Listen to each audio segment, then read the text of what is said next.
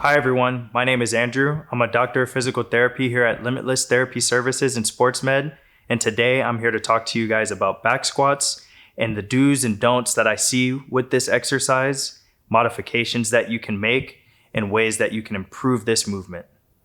So, when doing barbell back squats, one thing that you want to think about is your approach to the bar, as well as the positioning of the bar and the tension that you're going to maintain while performing the movement. This is something we've gone over in a previous video. So if you have questions there, you can refer to our video on the setup for back squats. But for now, we're going to get right into it. And so when doing a back squat, you want to make sure that you're coming down into a very balanced position. You're keeping good tension with the ground.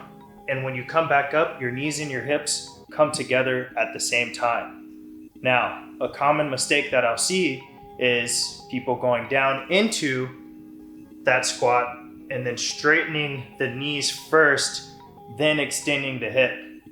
This is going to put a little more tension on the low back, and it can cause you to have a bit of a power leak. And so you want to make sure that you're not performing the movement that way. A good way to help not do that is to make sure that you're keeping good tension with the floor. When I go into the lift, I'm going to try to spread the floor apart with my feet. That helps me to generate tension through my legs, and then I'm pushing the floor away from me and squeezing the glutes to come to a standing position. That way, my knees and my hips come together at the same time, and my hips are not late to the extension, okay? One other common mistake that I'll see people make is letting the knees cave inward.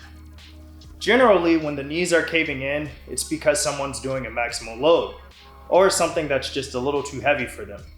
So generally the first thing I'll do is say, let's lower the weight just a little bit. And then focus on bringing those knees out slightly, keeping good tension with the floor, like we said earlier, and then trying to maintain the knees out to the side a little bit more, not letting them travel inward when you're at the bottom of your squat, and especially not letting them travel inward when you're trying to come up out of the squat. This can take a little bit of practice, and sometimes you can use things like a resistance band around the knees to help emphasize keeping the knees in a good stable position. The next mistake that I'll see people generally make is bowing. Depending on the size of your legs, or the length, better yet, of your legs, you might have to lean over a little bit further when performing the squat.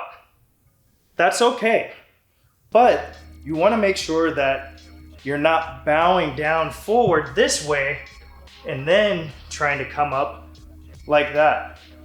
That's going to put a lot of tension on your back, and you won't feel the legs working as much as they should.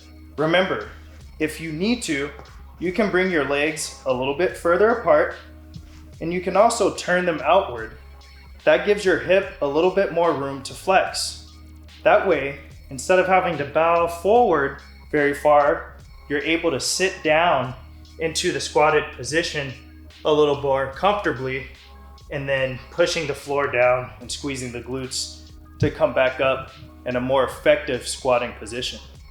One last thing that people tend to struggle with when it comes to squatting is the dorsiflexion of their ankles. You might notice people will go down into a squat and their heels will come off of the ground.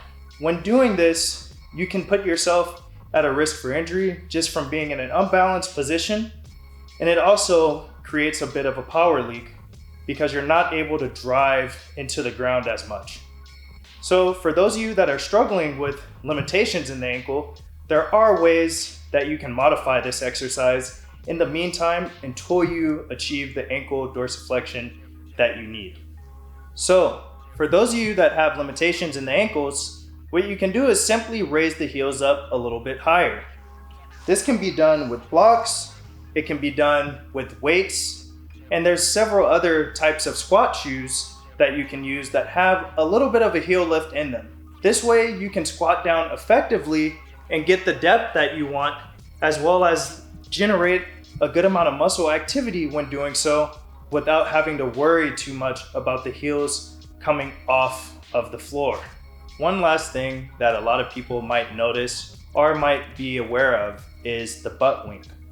That is when you come down into a squat and you tend to arch the low back slightly and then come back up. As far as butt wink goes, as long as it's not excessive, it's generally safe. A few things that you can do in order to help with the butt wink is either going into a little bit less depth, not going as low, and then also generating some tension into the bar and squeezing the lats, bringing the feet a little further apart, and then controlling your descent that way and driving back up.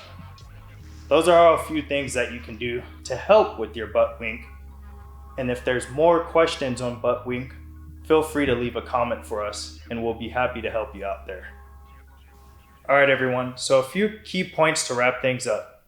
First, make sure that you've approached the bar appropriately and that you have good tension with the bar once you've set up.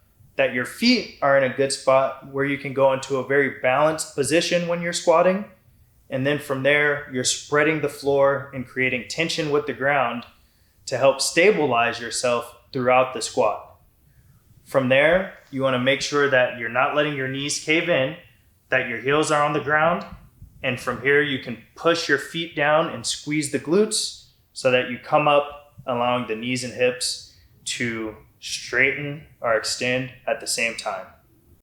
If you thought this video was helpful and want to see more like it, click subscribe or leave a comment below, or you could even follow us on Instagram for more content there.